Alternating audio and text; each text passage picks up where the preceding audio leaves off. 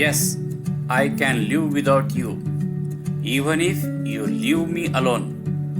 In the best way, even though you claim you are the mighty God. I relish the rare opportunity I have been given to live the life of the mind. Oh,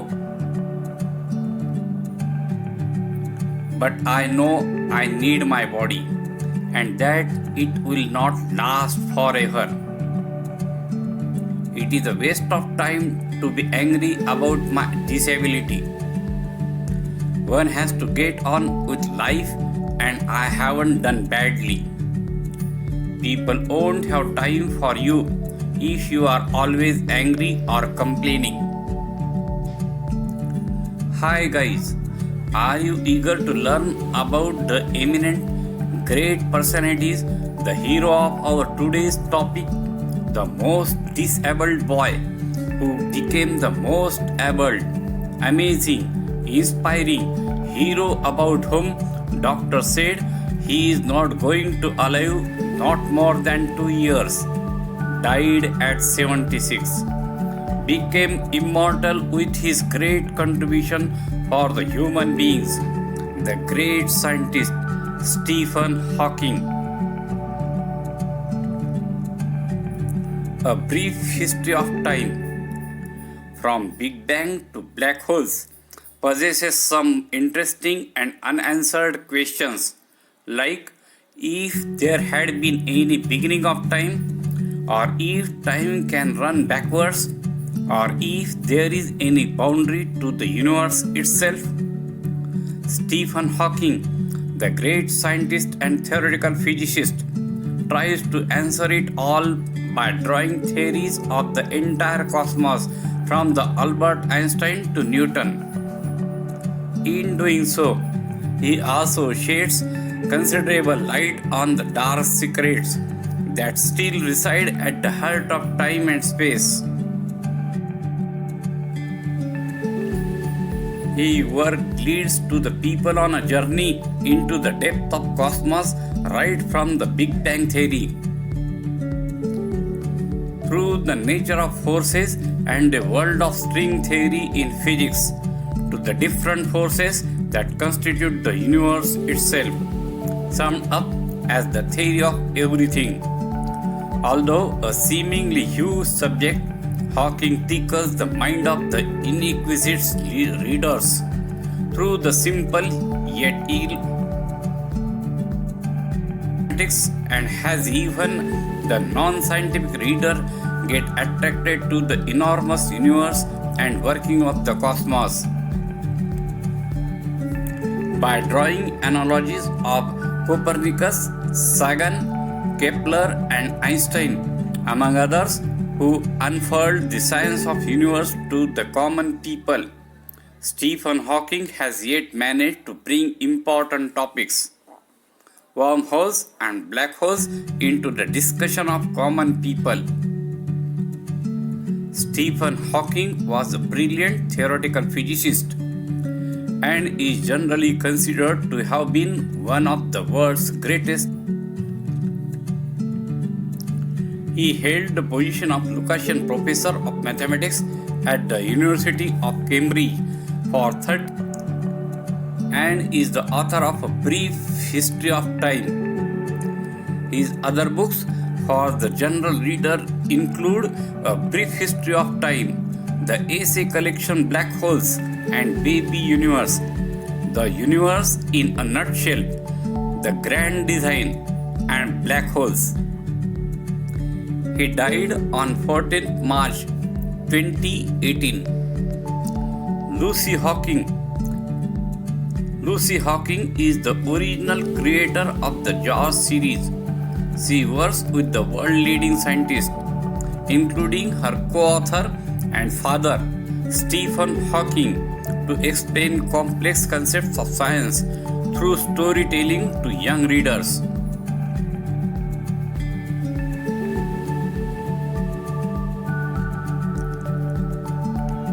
Stephen Hawking, the world-famous theoretical physicist, has died at the age of 76 on 14th March 2018.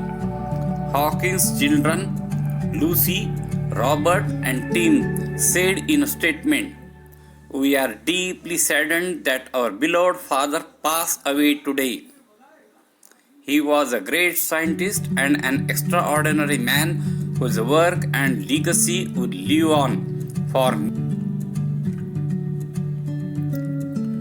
his courage and persistence with his brilliance and humor inspired people across the world. He once said, it would not be a much of a universe if it wasn't home to the people you love. We will miss him forever." Tributes flow in following the death of the world's famous theoretical physicist Stephen Hawking, the most recognizable scientist of our age. Hawking holds an iconic status. His general book, A Brief History of Time, has sold more than 10 million copies since its publication in 1988 and has been translated into more than 35 languages. He appeared on Star Trek, The Next Generation, The Simpsons, and The Big Bang Theory. His early life was the subject of an Oscar-winning performance by Eddie Redmayne in the 2014 film The Theory of Everything. He had an enduring sense of humor and a dreadful attitude, relatable human traits that, combined with his seemingly superhuman mind, made Hawking eminently marketable. But his cultural status, amplified by the disability and the media storm it invoked, often that is a shame for the man who discovered what might prove to be the key clue to the theory of everything. Advance our understanding of space and time, helped shape the course of physics for the last 4 decades, and whose insight continues to drive progress in fundamental physics today. Beginning with the Big Bang, Hawking's research career began with disappointment.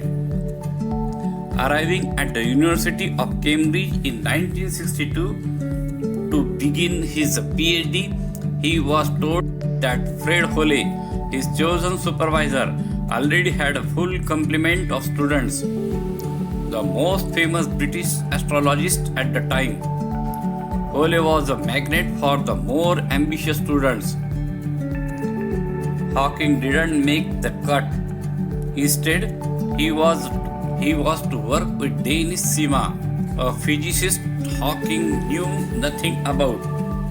In the same with amyotrophic lateral sclerosis, a degenerative motor neuron disease that quickly robs people of the ability to voluntarily move their muscles. He was told he had 2 years to live. Although Hawking's body may have weakened, his intellect stayed sharp. 2 years into his PhD, he was having trouble walking and talking, but it was clear that the disease was progressing more slowly than the doctors had initially feared. Meanwhile, his engagement to the Jane Wild, with whom he later had 3 children, Robert, Lucy, and Tim, renewed his drive to make real progress in physics. Working with Sima had its advantages. Hoyle's fame meant that he was seldom in the department, whereas Sima was around and eager to talk. Those discussions stimulated the young Hawking to pursue his own scientific vision. Hoyle was vehemently opposed to the Big Bang theory. In fact, he had coined the name Big Bang in mockery. Sima, on the other hand, was happy for Hawking to investigate the beginning of time. Time's arrow. Hawking was studying the work of Roger Penrose, which proved Hawking was studying the work of Roger Penrose, which proved that if Einstein's general theory of relativity is correct, at the heart of every black hole must be a point where space and time themselves break down, a singularity. Hawking realized arrow were reversed, the same reasoning would hold true for the universe as a whole. Under Seema's encouragement, he worked out the maths and was able to prove it. The universe, according to the general relativity, began in a singularity. Hawking was well aware.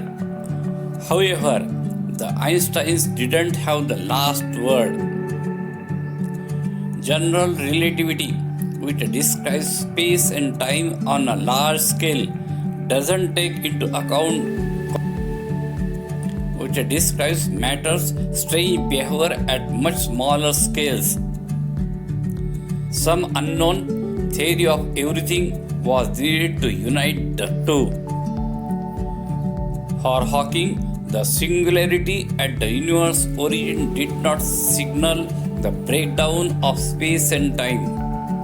It signaled the need for quantum gravity. Luckily, the link that he forged between Penrose's singularity and the singularity at the Big Bang provided a key clue for finding such a theory. If physicists wanted to understand the origin of the universe, Hawking had just shown them exactly where to look: a black hole. Black holes were a subject ripe for investigation in the early 1970s. Although Carl Schwarzschild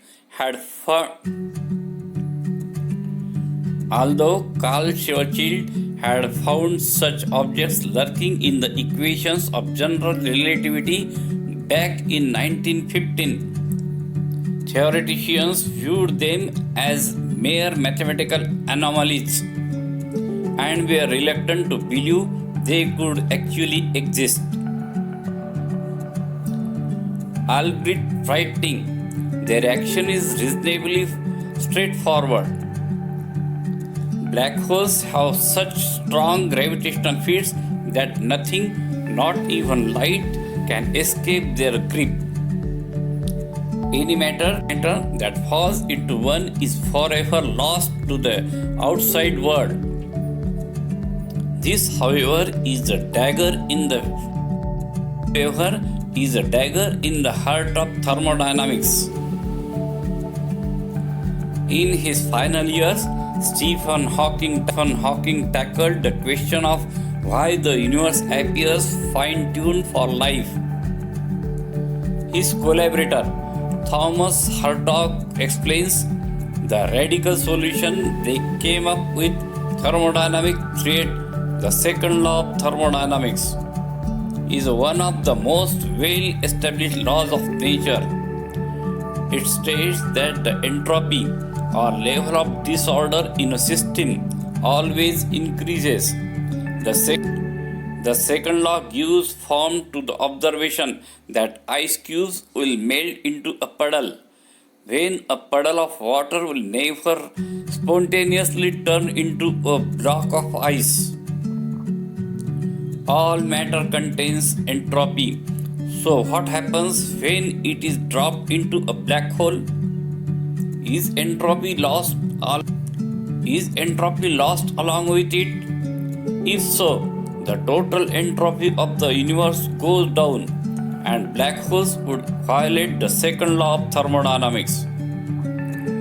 Hawking thought that he was happy to discard any concept that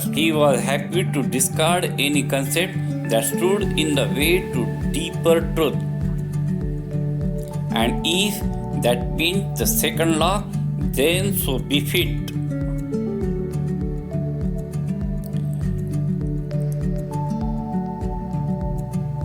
But Hawking made his match at a 1972 physics summer school in the French sky resort of Les Hauts, France.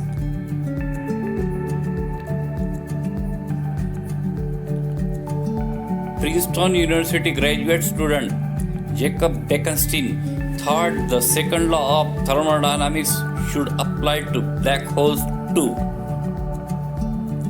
Bekenstein had been studying the entropy problem and had reached a possible solution thanks to an early insight of Hawking's. A black hole hides its singularity with a boundary known as the event horizon. Nothing that crosses the event horizon can ever return to the outside. Hawking's work has shown that the area of the black hole's event horizon never decreases over time. What is more, when it falls into a black hole, the area of its event horizon grows. Bekenstein realized this was key to the entropy problem. Every time a black hole swallows matter, its entropy appears to be lost, and at the same time, its event horizon grows. So, Bekenstein suggested, what if, to preserve the second law, the area of the horizon is itself a measure of entropy? Hawking immediately disliked the idea. Work had been used in support of the concept so flawed. With entropy comes heat, but the black hole couldn't be radiating heat. Nothing can escape its pull of gravity. During a break from the lectures, Hawking got together with colleagues Barden Carter, who also studied under Seema, and Jim Bardeen of the University of Washington, and confronted Bekenstein. Disagreement out of my PhD. You worry whether you are just stupid and these guys know the truth, he recalls. Back in Cambridge, Hawking set out in wrong. Instead, he discovered the precise from the mathematical relationship between entropy and the black hole's horizon. Rather than destroying the idea, he had confirmed it. It was Hawking's greatest breakthrough. But it seems an interesting avenue that is worth further exploration, and I am sure we will see further exploration. Thanking you very much. You listened eagerly, patiently, and took interest. Please like the video, share it, and subscribe it. Thanks again a lot.